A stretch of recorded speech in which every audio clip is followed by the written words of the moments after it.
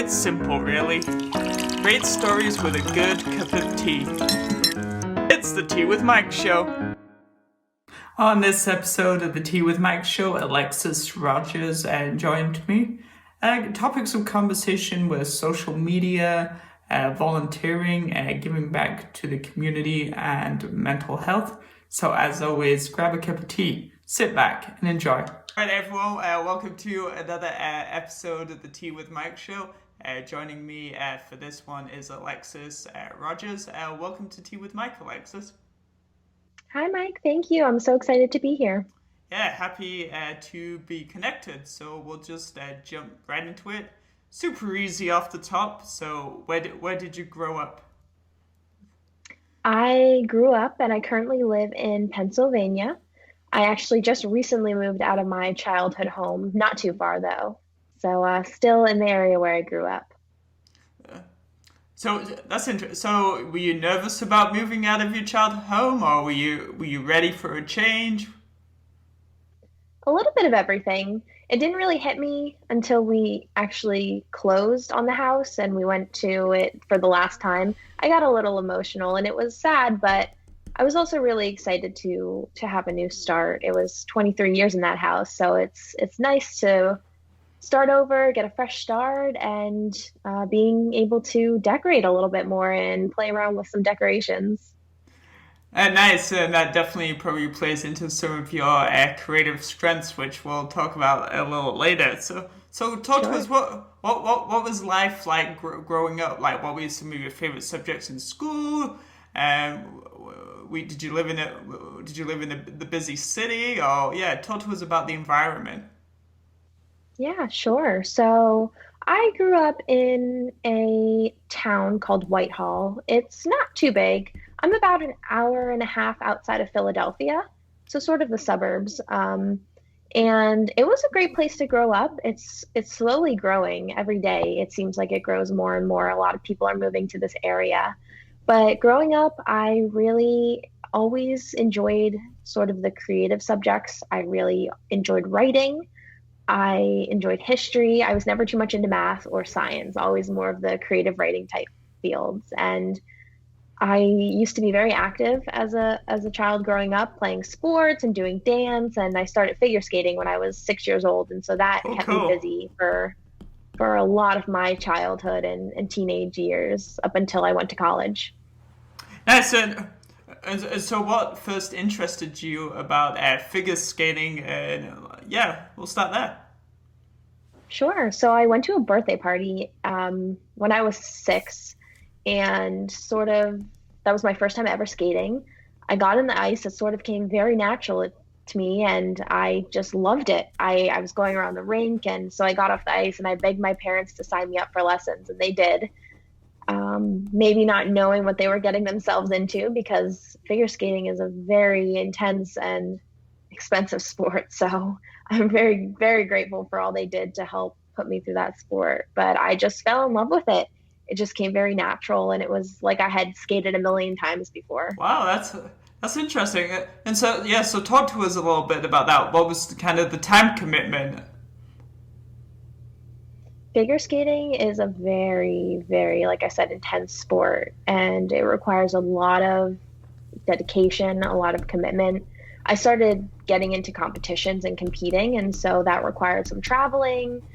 It was a lot, but it's one of those things where when you're in it and you're having fun with it, you just do it because you have certain goals and you want to reach certain things. And I ended up stopping right as I was going into college because of the time commitment. I just knew I wasn't going to have time, but I was lucky enough to be able to go to a performing arts high school. And so instead of having classes where some schools have electives like art or other things that students can choose from, I had my core classes for part of the day and I was able to skate for part of the day. So that was really awesome. And then I would also skate after school and train and practice. And I was able to get my moves in the field gold medal from the United States Figure Skating Association. So Good that was super job. exciting. You have to practice a lot and then go in front of a panel of judges and sort of perform these movements. And they rate them to see if they're up to scale or not. And if you pass, then you keep going on to the levels until you reach that final level and pass that. That's super cool. So what's your like what's kind of your I don't know much, but what is your like style of what is your style on the ice? I always really liked the slower, like more graceful songs. Some people have more of an upbeat style, very Yes. like quick. I always really liked the slower songs where I could sort of draw things out and do lots of edges and all of those kind of things. So yeah, I haven't been on the ice for a little while and I do miss it, but it was like a good time to stop, I think, when I did, just with a lot of different things going on. Nice. And did you just do a solo? Did you ever explore like duo already or group type competitions? I did some, well, when we were in high school, we would do shows as part of our just the nature of our program. And so those involve some group numbers. But then I also did get involved with ice dancing, which I really loved. That's where you don't have the lifts or anything. I mean, in the Olympics they do, but for my sake of what I did, it was more of just the patterns and the steps to the music. And so that was really fun. And that was an opportunity to sort of take a break from the jumps and the spins, which was nice just mentally and also a nice break for my joints because it's I it's bet. very intense with the jumps and spins on your body. And I did not get my gold medal in ice dancing, but I am super close. So one day in the future, maybe I'll get back on the ice to finish that. Also, man, and I feel like figure skating and even ice skating, not many people know much about it. And the only like real time that it becomes more in the spotlight is at places like the Olympic Games. So, how important is something like the Olympic Games for the profile of ice skating and figure skating? Yeah, it's really huge. I mean, many people, that is their ultimate dream. And there are a lot of competitions leading up to that. So for some people, just getting to those other competitions is huge. When I was younger, that was my dream, to go to the Olympics. And as I got into it more, I realized that it wasn't going to happen, but it was still that idealistic thing is that like you see skaters in the Olympics and you see them at these big competitions and like that's just who I wanted to be growing up. For some people, they don't compete as much with it. They train in very intensely, but some people train for shows. So you have like the Right. Disney on Ice, you have a bunch of other traveling shows. Some people that is exactly what they train for. So it sort of all depends on what your goals are, but it's super fun to watch in the Olympics and I've had the chance to see some of my favorite skaters in person at shows and other competitions. So that's been really cool. Yeah, for sure. And so my parents, because obviously they're all older than me, so they often talk about for Great Britain the impact that Dean and Torval had on um, like Great Britain, because it was like Great Britain's like first ice skating or slash figure skating medal in numerous years, because a lot of like countries like Scandinavian countries and places like Russia and the Mhm. United States are obviously a lot stronger in that competition than Great Britain, right? So Yeah, but they're still a popular name, I think, everywhere just for some of their performances. So that's really awesome.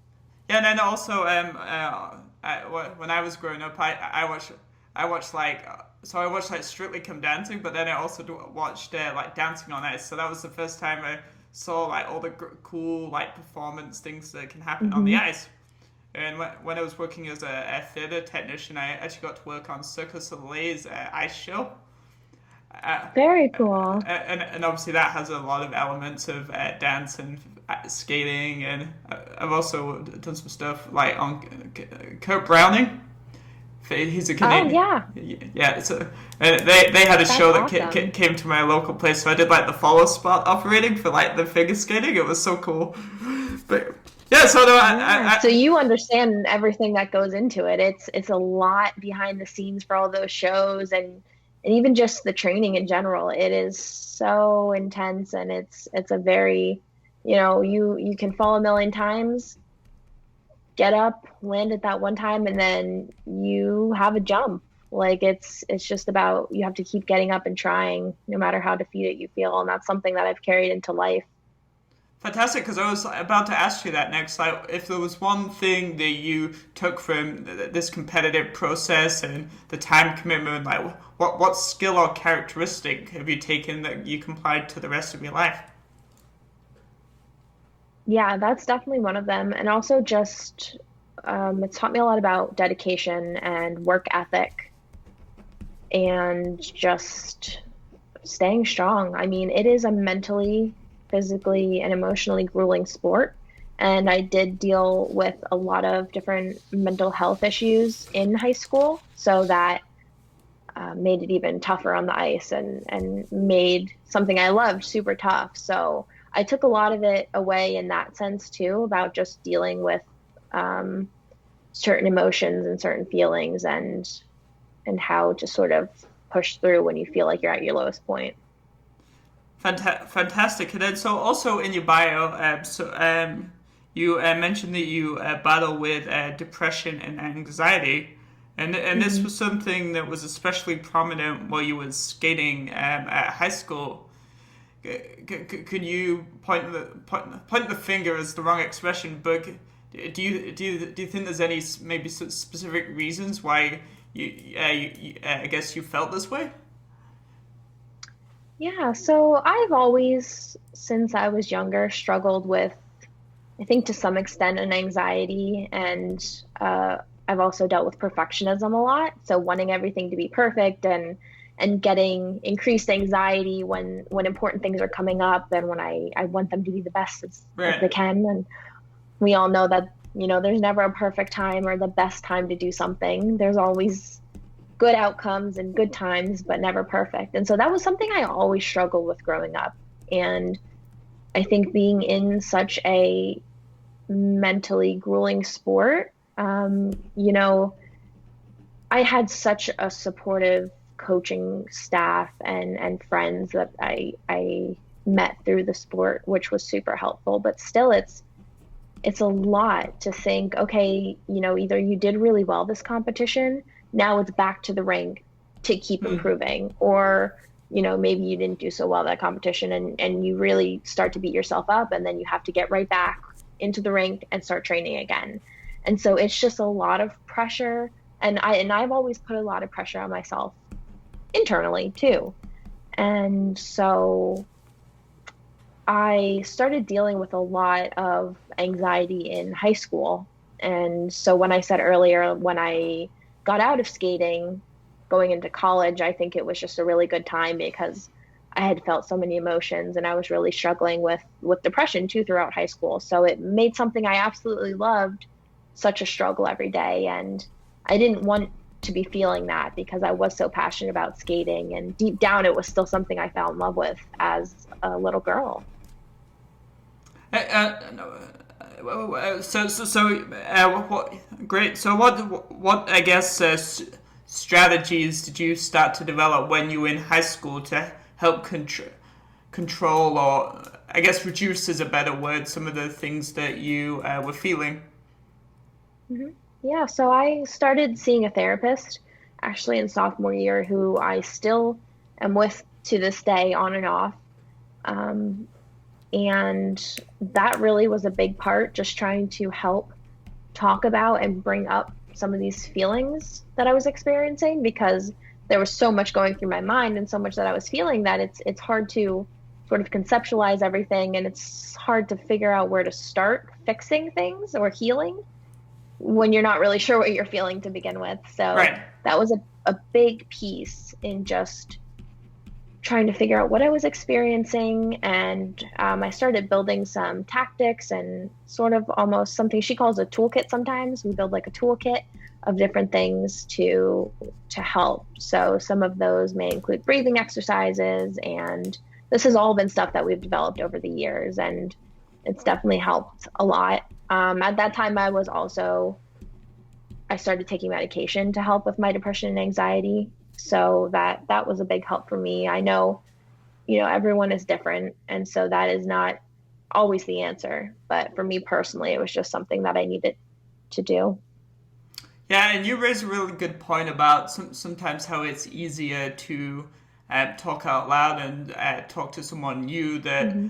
um, like isn't weighed down maybe by the either the history of the issue or I guess the conversation.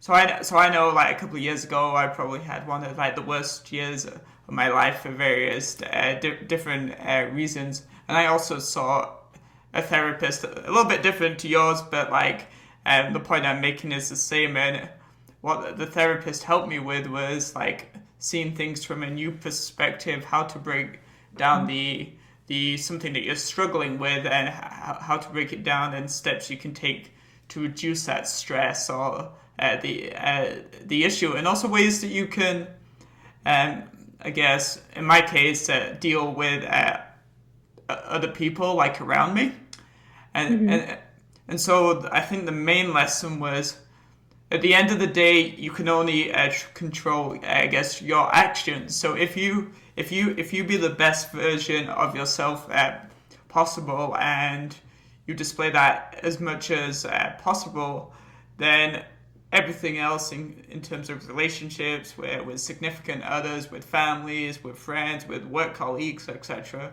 will all just happen naturally. So that was something big that I definitely learned, and something that I'm still working on and will always be working on, because as you mentioned, you can be good, but there's no such thing as perfection, which is obviously a difficult thing to register with. So I thought I'd share that because Yeah. that totally links back to what you were talking about. So we're just going to have a Mhm. little tea fact. And so the tea fact that I have researched for us today is the most cups of tea made in 1 hour by a team of 12 is 1,848, and it was achieved by Little Island at the National Plowing Championships in Rathiniska County, and then Laois in Ireland on the 22nd of September 2015. And that comes from the Guinness World Wow, Records website. So that's a lot of tea for like 12 people to make in I don't in an hour, right? that's impressive. Yeah, that's a lot of tea. Because I was thinking maybe one day I'll try and like beat the record, but I'm like I gotta get fast at making tea because you'll have to strategize, and then you have to make sure all your equipment's laid out properly. And I'm curious to know like more. Maybe I'll have to ask the Guinness World Records, because it's like, did they already have the boiling water ready? Like Hmm. how big was the kettle? Or because normal kettles only boil so much water in it, so you'd have to be boiling it constantly, but it still takes time. So if you do the math, that's hard, isn't it? Yeah, that is impressive. I'd be curious to know more too. You'll have to let me know if you find out any more. Okay, so we'll just go back to your mental health for a couple of moments. So, Sure. what do you kind of do in the current day? So, kind of on a daily basis to manage everything that you've got going on with that. So, an important part for me has been planning and trying to stay organized with so many different freelance jobs right now. It can be easy to feel a lot of stress and a lot of expectation to make sure everything's completed, and also with school, it's a lot too. So staying organized definitely helps me, and trying to prioritize, which is something I just talked about yesterday with my therapist, is figuring out the best ways to prioritize things, because it's very easy to want to do a task and expect it to take a short amount of time, and then it takes way longer, and the task that you really needed to get done is now on a super, super time crunch. So we talked about that yesterday. And one of the things I've just been working on is again, I really like how you mentioned before that working on your mindset and working on your mental health is a constant journey. It doesn't just one day like magically get better. It's a long process of healing, and there's still always ways that you can improve and become more resilient and become mentally stronger. So I'm always trying to work on my mindset. Again, like trying to limit some of those ideas of perfectionism, and this is something I also just discussed yesterday, is taking away that idea of things being perfect. There's never a perfect time. There's good times to do things, but there's never going to be perfect time. And sometimes it might not be the best outcome, but you just have to get it done to the best of your ability. And if you put in everything that you can and put in all of you, then it's going to be the best it can be, even if we're not always happy with the outcome. Nice. I definitely resonate with a lot of that. I have ADHD and dyslexia, so like the ways that I learn best is by planning ahead, like writing down the things Mhm. I need to do in a day and sticking to the list because I'm not perfect at it, and some days I fall off the wayside. But if I don't do some of the things I just said, despite my best intentions, I get absolutely nothing done. So are there any physical things that you do to like help you stay organized? Do you use calendars? Do you schedule? Do you like to use colors and highlighters? I'm just curious.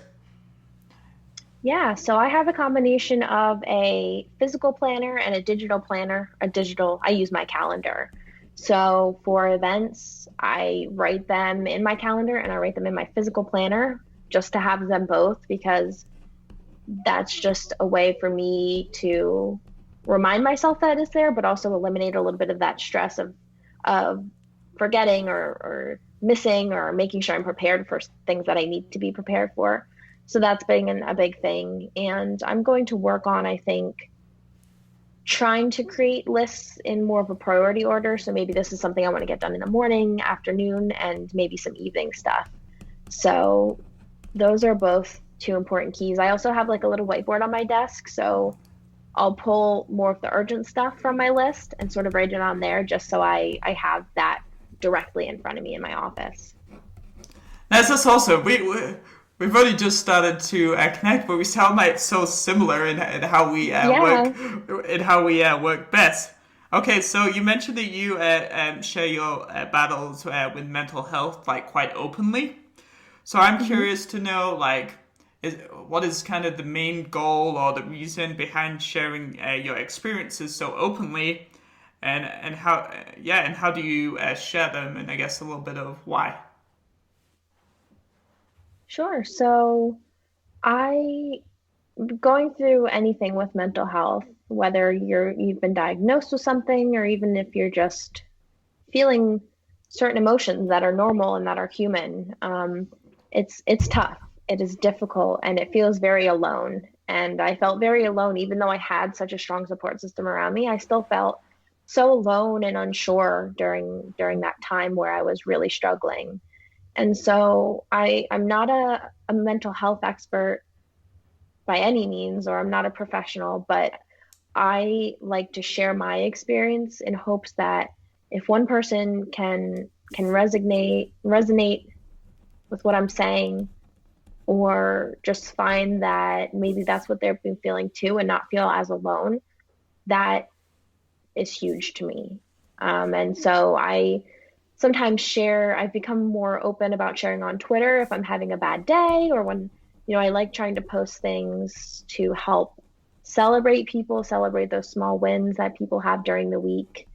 And it's tough sometimes. It's not always easy to share when you're struggling, but I think that's what makes us real and human, is that everyone goes through those things. And so I've just found that why not share them, and maybe I could help someone just know that they're not alone and know that they are human and normal for feeling those things, because with mental health I think there's still so much stigma around it, that you're weak or that something's wrong with you.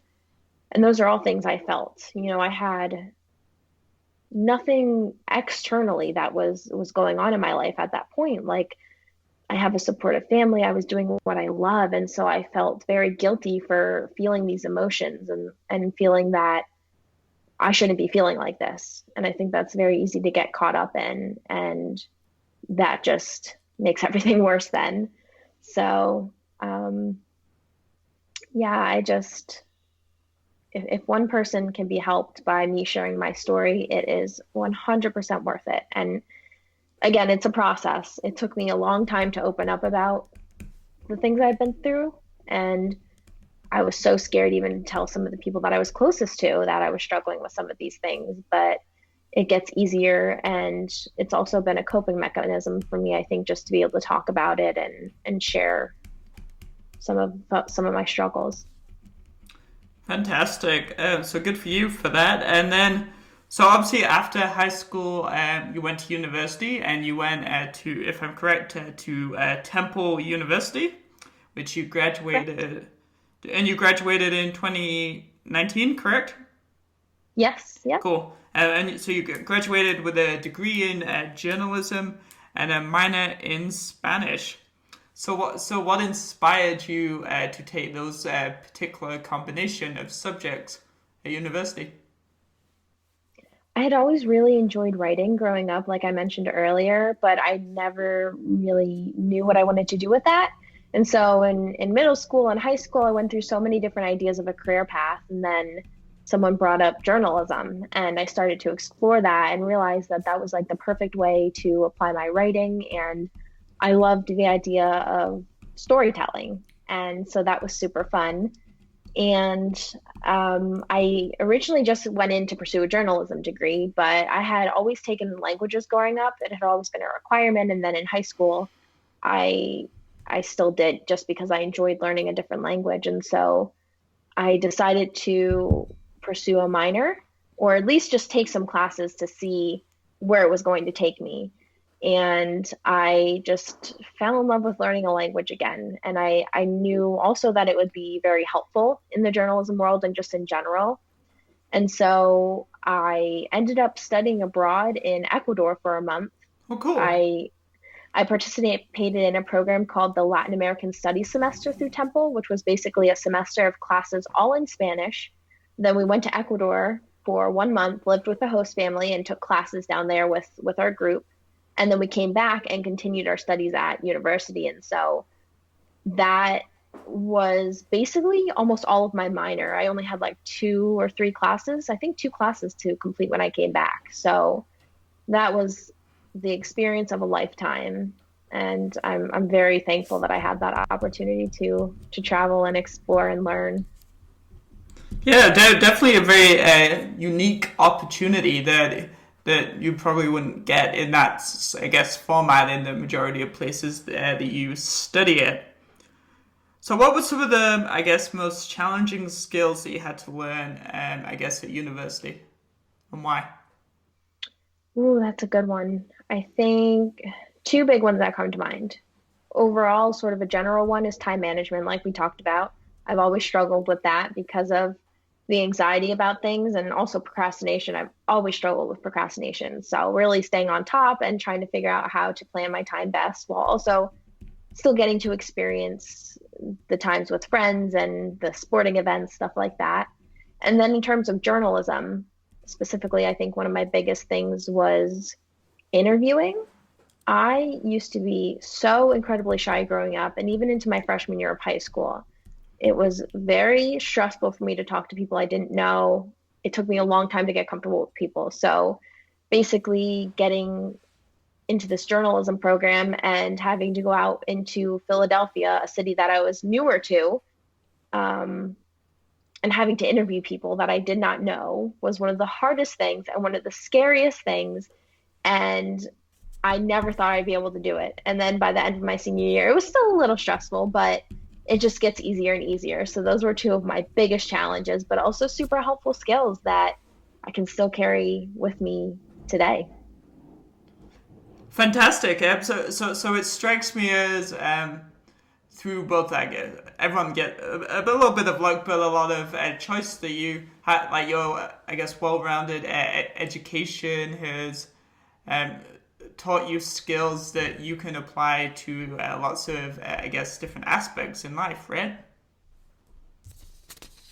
Absolutely.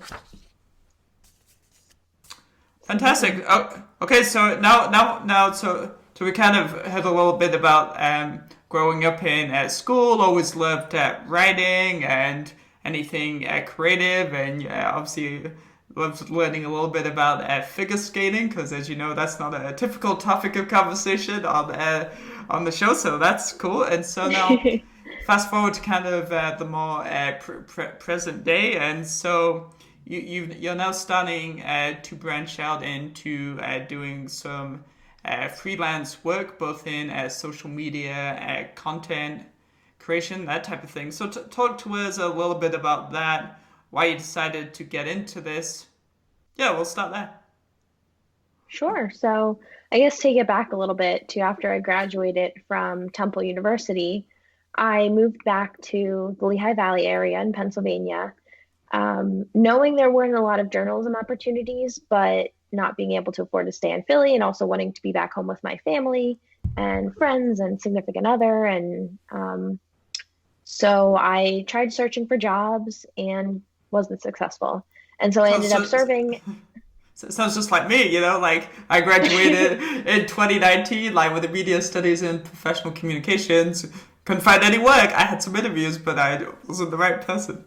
Sorry, I just thought Yeah, I'd it's add. it's no, absolutely, it's tough. I mean, a lot of places want a ton of experience and you're new, and also there's not a big journalism market, and a lot of the journalism jobs in my area were for broadcast, and I had always specialized in writing. And so I ended up serving at a Red Robin and doing a lot of catering work, which kept me busy. And at the end of the summer, I had always had the goal of getting a master's degree, and I always had an interest in marketing, but never really knew where I wanted to go with it, what I wanted to do with it. And so I decided that that was a good time to start pursuing that. And so that's sort of how I started to get into marketing. And right now I'm pursuing a master's in integrated marketing communications with an area of emphasis in social and digital media. And so that has helped pave the way. And I also just recently completed an AmeriCorps Vista position, which was basically the foundation of my social media and content and marketing experience. So all of that to say, that is sort of how I built up to where I am today. And I'm still very new to the field. I'm still learning a ton, still transitioning into this freelance world, but it has been really fun. I've gotten to explore a lot of different industries. I've gotten to work with a lot of awesome people and clients, and I've gotten to learn a ton. And every day I'm learning about marketing and social media as it is, but also the freelancing world and just trying to learn and grow in that. Fantastic. So, could you explain to people that will be watching this what is integrated marketing? Integrated Sure. marketing communications. There we go. Yeah. So in that program, I'm learning a lot about how to create campaigns. So while I do have some elective focus on social and digital media, the whole program gives you a really well-rounded view of marketing. So in my classes, I'm learning about maybe how a campaign would use social media, a, a blog to help promote content, a billboard, print, some commercials, and how to tie all of those things together to sort of create a really cohesive message. So it's been a really nice and a really great program overall to get experience in some of those different aspects and how to tie them all together. Nice. So I'm thinking as you speak and the different things you're doing, and I'm like, that program would have been perfect for somebody like me. So, like where I am, I took a media studies and professional communications course, which is obviously important from the communication and the public relation side, and you learn a little bit of art and graphics, and there's a couple Hmm. of basic social media classes, and then we can take electives. So I did like market research and introduction to marketing, but that's on like the business side, and they don't actually have like an integrated course like mixing the best bits of both. So you got all these people in the business programs learning all of that, but what they're not learning is the importance of communication, and then on the other and media, and then on the other side you've got all the media studies and professional communications people not learning about the role, how to integrate marketing and digital media and social media in specific details, more like what you talked about together. So I'm like, there's a missing piece here.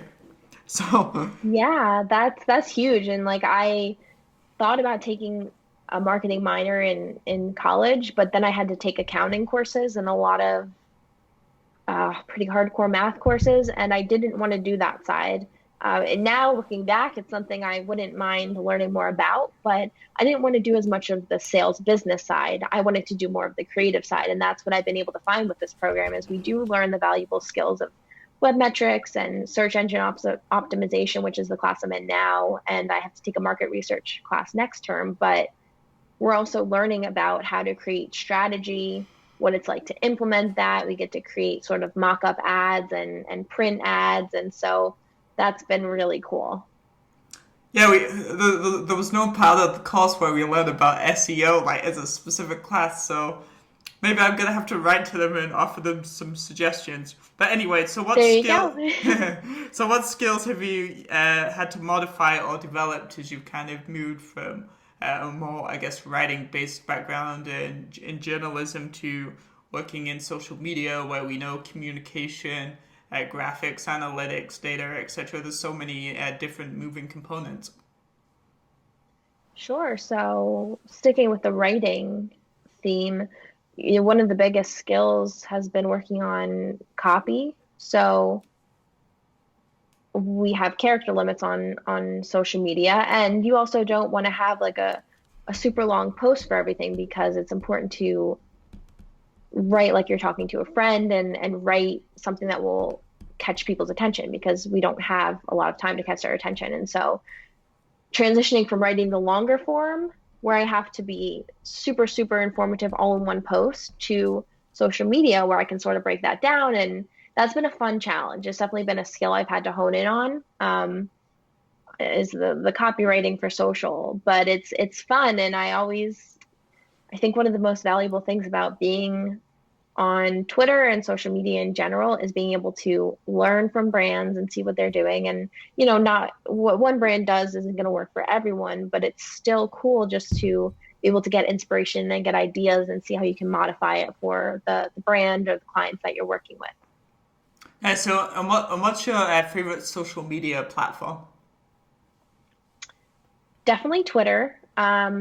I found a lot of fun on TikTok. I don't create for TikTok, but Twitter has to be my favorite one because I've been on it for many years and hadn't really done much with it. It was more just a way to pass time, scroll on my timeline and send things to friends that were funny or cute dog pictures that I came across. But in May, and as I started getting into marketing more in social media and realizing that um, at that time, I knew coming December, my AmeriCorps position would be over and I would be looking for jobs. And also just the loneliness of the pandemic. There were no networking events, things like that. I just followed someone and started looking at their connections and started getting more into the marketing and social media world on Twitter and finding and connecting with people.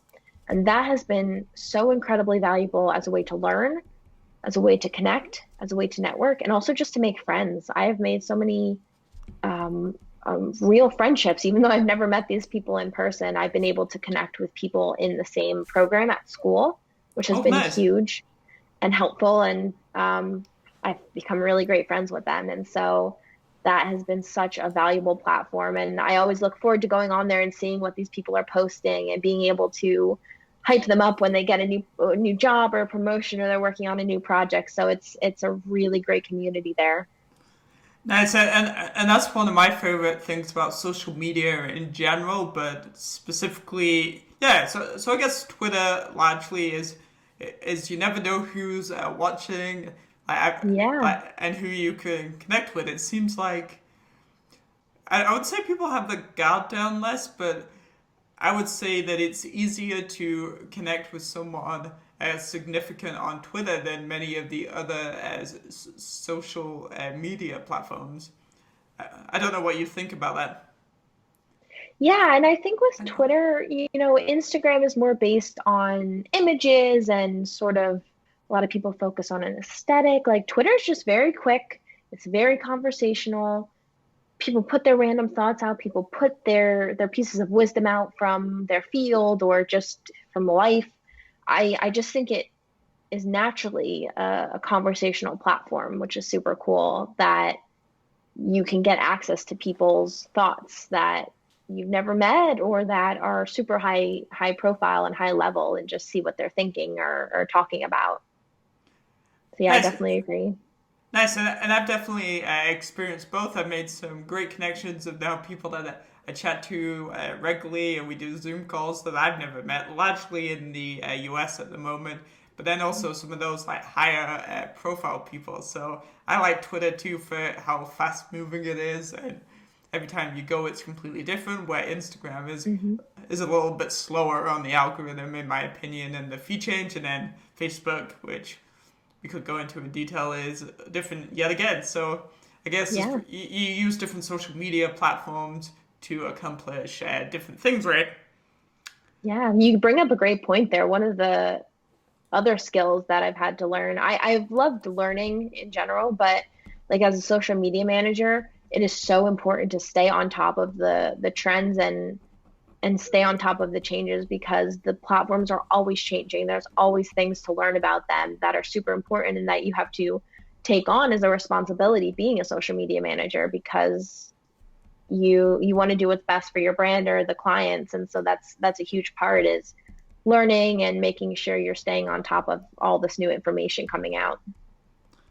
Fantastic. Yeah, that great points. And then so let's just dive a little deeper into the AmeriCorps Vista. So can you explain to us a little bit more about maybe like what you did and what the company is? Because if I'm not wrong, it was it kind of like an internship or a practicum? It's it's actually considered, so the AmeriCorps Vista program is sort of like the sister program of the Peace Corps. So it's based in the US and it's all throughout the US. And basically it helps build capacity for nonprofit organizations with the goal of helping to, I think they say their goal is like eliminating poverty. So basically building capacity at nonprofits to help in the communities where those nonprofits are located. So I worked with a United Way branch. It was the United Way of the Greater Lehigh Valley. And I specifically got to work on a reading campaign called Lehigh Valley Reads. And I was the Lehigh Valley Reads Vista. And because of my interest in marketing and social media, and because I had been working on learning different skills, a lot of it's something we called a VAD, the Vista activity description, that basically outlined what I'd be doing for the year. A lot of that had to do with content and social media and marketing. And so I was able to help run their social media account. I was able to help take photos at events and go to different events.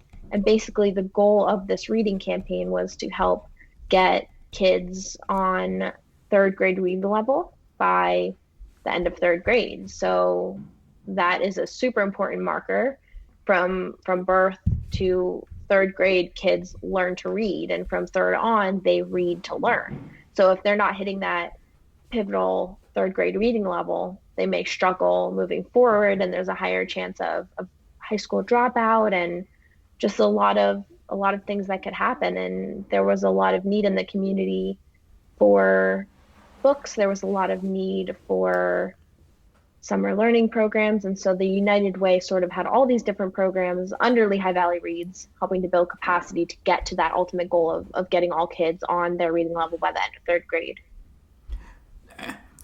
Nice. And so how long were you there? And how did I guess how did you feel like maybe about the impact that you made or the experience in general? Sure. So I was there for a year. We're considered federal volunteers, and so it is sort of almost like a contract you sign on to stay for a year. You can, if it's not working out, you can stay a shorter time, you can stay a longer time if you really love it. And I did really love it. And I was hoping to stay longer. Unfortunately, it just didn't work out financially with having to pay some of my loans back. I needed to look for something because it is a stipend based position, but it was honestly the experience of a lifetime. I am so glad I did it. I didn't realize how passionate I was about education until working with that program. I met an incredible team of people that were and are still extremely supportive of me. And I really just became super passionate about the work, and it helped, like I mentioned, build the base of basically all of my marketing and communications experience. So I owe it all to that position for allowing them to bring me in and to trust me with running the social media. I'm very thankful for all of the support and knowledge I gained from everyone during that time. Nice. And is giving back to the community and volunteering, is that something that's important to you? I've always loved doing that growing up. I was raised as a Catholic in the Catholic Church, and so like I'd always help out at the church picnics or um, with local organizations. So I've just always really enjoyed giving back, and I hope to be able to do things like that in the future, whether it's working for a nonprofit or just starting things on the side where I can help people in the community. So, and what's the I guess the number one thing that maybe you've learned about yourself during any of the volunteering and community based work that you've done? I think I think with AmeriCorps, one of the biggest things was about myself. I just learned to trust my skills. I have always struggled with doubting myself, and especially being new in that field, like I just really learned to trust myself and to trust my skills that I was building and the things I was learning. And also just in terms of helping in general, it may not seem in the moment like you're doing a lot, but the simplest interaction or the simplest deed can make a huge impact, and it can honestly change someone's life. And just in general, like a small little action can really make a big impact, even if we don't realize it right away. Fantastic. And so the final thing. So taking all of your different experiences that we talked about and more, what is like one piece of advice you'd want to, I guess, give to somebody? Yeah, based off your story and experiences. Oh, that's a good question. That is a good one. I think two big things that what I would say. Your feelings are valid, whatever you're feeling. It is okay to feel that way. If you're struggling with mental health, it is okay to seek help. Self-care is super important, especially during these times. I'm not always the best at self-care, but it's something I try to take onto myself, and I try to remind myself of, and I try to encourage other people to do is to find what you love, what you enjoy, how you can best take care of yourself and really practice that, because at the end of the day, that is so, so important. And I would also say find find your support system, find a community, because that really makes all the difference when you are struggling. Um, when you are looking for answers or have questions, like build valuable relationships, whether that is personally, whether that's for work. Um, those are two of the biggest things I would recommend. Awesome, and so thank you so much for spending some time with me today and being on the Tea with Mike show and telling your story. I hope you had fun. Thank you. Yeah, this was a blast. It was great connecting with you. Awesome, guys. This was another episode of the Tea with Mike show with Alexis Rodgers. If you want to connect with Alexis personally, her social media links and stuff will be directly below this video. And if you still have more time on your hands, instead of watching maybe a cat video, go check out some further stories at teawithmike.com. Thanks, Alexis. Thank you, Mike. It's the Tea with Mike show.